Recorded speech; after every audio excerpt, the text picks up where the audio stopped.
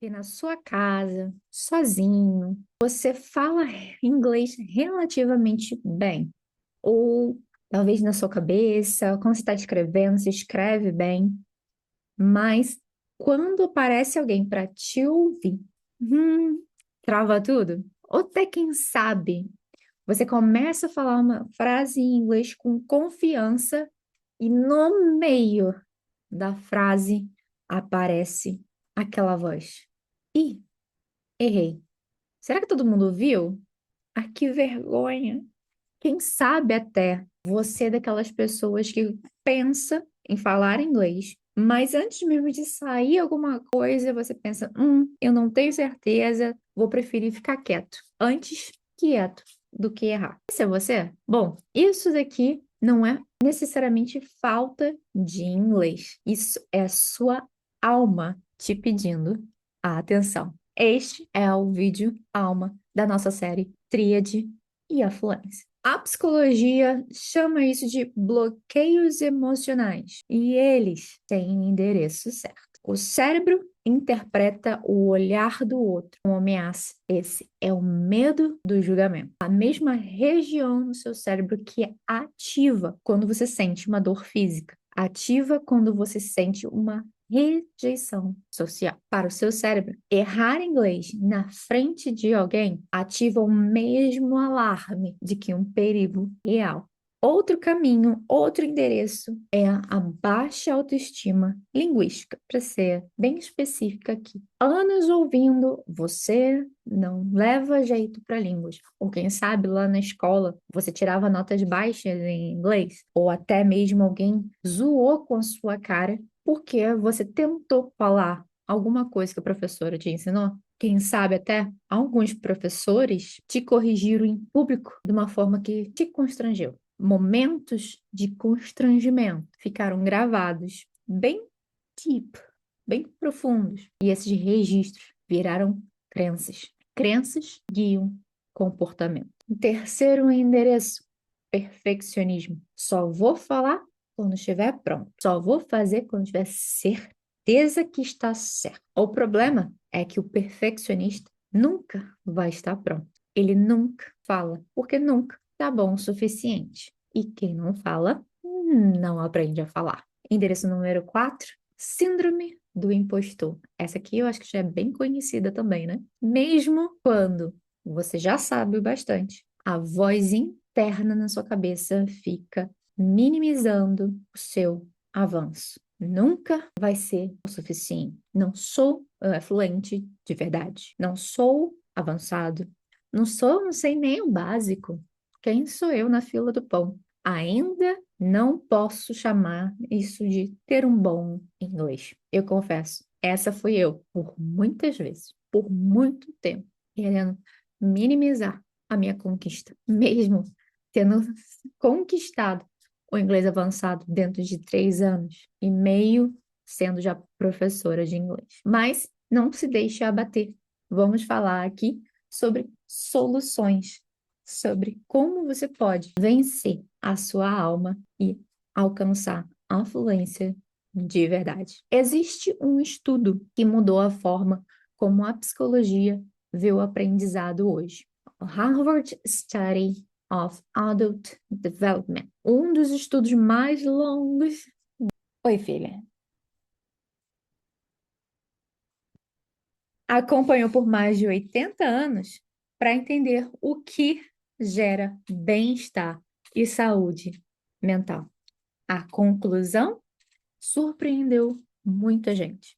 Não foi dinheiro, não foi fama ou conquistas, foi a qualidade dos relacionamentos e, mais especificamente, a forma com que a pessoa se relaciona consigo mesmo é o que fez toda diferença. Pessoas que cultivaram a gratidão, a autocompaixão e a conexão têm o cérebro literalmente mais resiliente, aprendem mais rápido, recuperam de erros mais facilmente e persistem diante de dificuldades por mais tempo. Inclusive, se você for meu aluno, com certeza já me ouviu falar sobre o poder da gratidão, o poder do ser grato.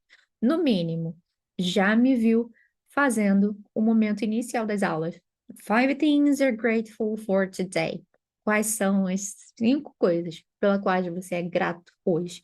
E tem um porquê de eu ter incluído isso no método Overflow e nas aulas. Isso tem um nome: psicologia positiva. E ela se aplica diretamente no seu inglês. Quando você aprende com medo de errar, o seu cérebro entra em modo defensivo. O cérebro defensivo não aprende. Mas, quando você aprende com gratidão e autocompaixão, o seu cérebro entra em modo de expansão. É nesse modo que a fluência acontece. Então, se você está com medo, está focado nos possíveis erros, nas possíveis travas que podem acontecer no meio do caminho, o seu cérebro simplesmente não vai absorver. Você vai simplesmente perder seu tempo.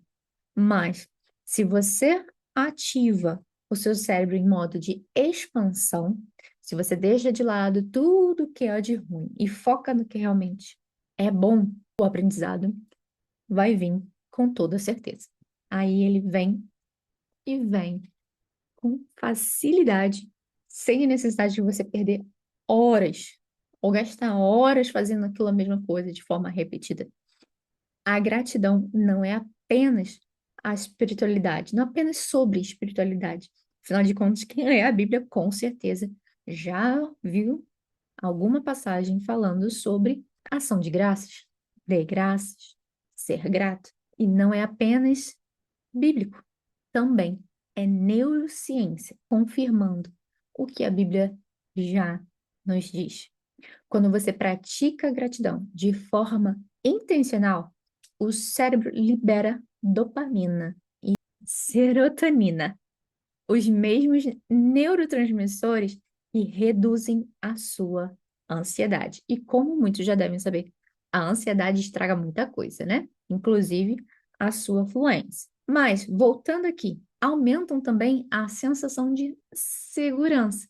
Ou seja, um cérebro grato é um cérebro menos defensivo. É um cérebro menos defensivo e aprende mais rápido. A Bíblia não estava certa bem antes da neurociência aparecer e nos confirmar o que Deus já vem nos ensinando há séculos. Filipenses 4, 6 ao 7 diz o seguinte: em nada sejais ansiosos, antes, em tudo sejais conhecidos diante de Deus, pela oração e súplica, com ações de graça, e a paz de Deus, que excede todo entendimento, guardará os vossos corações. A gratidão nos produz paz. A paz produz abertura. E a abertura produz aprendizado. Quando a gente está em paz, quando estamos em paz, nós conseguimos absorver, pensar melhor, nós conseguimos desenvolver melhor qualquer coisa que nos é colocado à nossa frente. E não vai ser diferente com o seu aprendizado de inglês também, ok? Gratidão produz paz, a paz produz abertura. A abertura, a expansão, produz o aprendizado. Prática antes de estudar inglês. Escreva 3 coisas. Eu gosto de pelo menos 5 things pelo qual você é grato. Coloca para sua prática toda vez que você for estudar inglês. Sente, concentre-se e exponha. Escreva, fale 3 a 10 coisas pelas quais você é grato naquele dia. Para ser mais exata, se aconteceram coisas ruins, estresses ou alguma outra coisa que te tirou a paciência durante o seu dia, você vai falar 2 a 3 coisas para cada uma dessas coisas. Assim, elas vão meio que eliminar todo aquele mau sentimento pelo qual que você passou, e aí você consegue finalmente expandir o seu cérebro para o aprendizado. Memorizou? Para cada coisa de ruim, nomeie pelo menos ali em torno de 3 coisas para que o seu cérebro gere as químicas necessárias para te dar a paz, te trazer a paz, e aí você conseguir focar no seu estudo de inglês, ok? Então, não se esqueça também de incluir nesse momento algo sobre o seu próprio processo. Exemplo, eu sou grato porque hoje eu tentei. Eu sou grato porque entendi hoje mais do que ontem.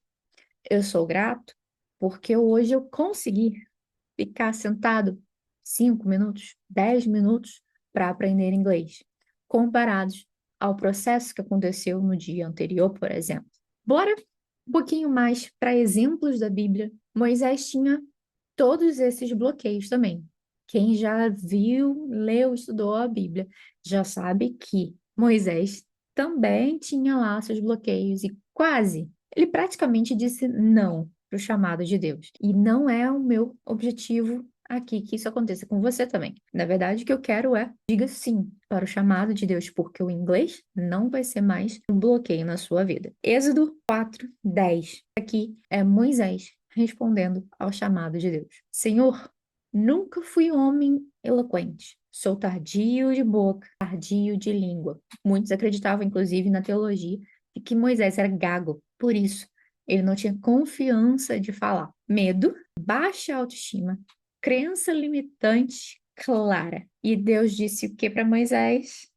Vai, certo? Ele não disse, não, tá, fica aí com essa gagueira que eu vou escolher outra pessoa, então. Então, pelo contrário, Deus falou para Moisés o seguinte: quem que fez a boca do homem? E completou: vai, eu estarei contigo, com a sua boca. Eu serei a sua boca. Bora botar confiança também no que Deus te chamou? Esse vai ser, inclusive, o assunto do nosso próximo vídeo. Mas volta aqui, que eu ainda não terminei. 2 Timóteo 7 diz o seguinte: Deus não nos deu espírito de temor, mas de poder, de amor e de moderação.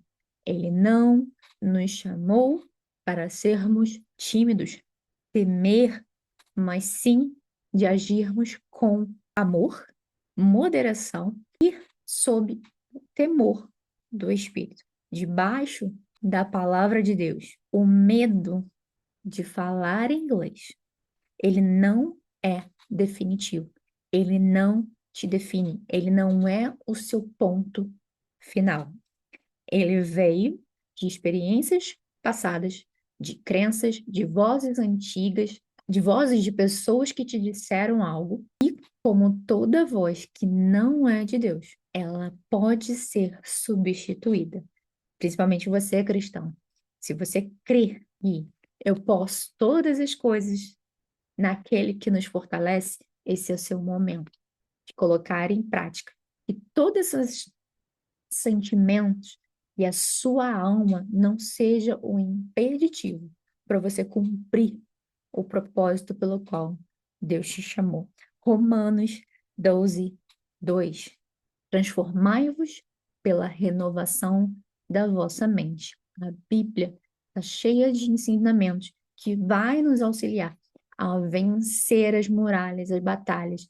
E esses são batalhas que você precisa lutar na sua mente. Não é no mundo espiritual, não é na forma física, mas é transformando a sua mente que você vai conseguir vencer esses medos, vencer esses bloqueios para destravar o seu inglês. Aqui na escola, no método Overflow, o destrave emocional, ele é o pilar central. É um dos primeiros pilares que nós usamos aqui. Não como uma terapia, mas como uma estratégia específica de aprendizagem. 3 ações práticas para você nessa semana, e aqui tem um desafio extra para que você consiga, pelo menos, começar o seu processo de destrave, ok? Identifique a voz. Na próxima vez que você travar ou pensar em travar, pensa o seguinte: pausa, observa que voz é essa? O que está me dizendo? Dê um nome, exemplo. Você começou a arriscar a querer falar e alguma coisa veio e falou: você não é bom o suficiente. Hum, isso daqui não tá legal. Identifique. Isso é medo? Isso é um trauma? É um bloqueio? Eu tô com medo de quê? O que tá te impedindo de continuar? Pense, busque na sua memória da onde pode estar surgindo essa trava. Segundo, pratique a autocompaixão ativa.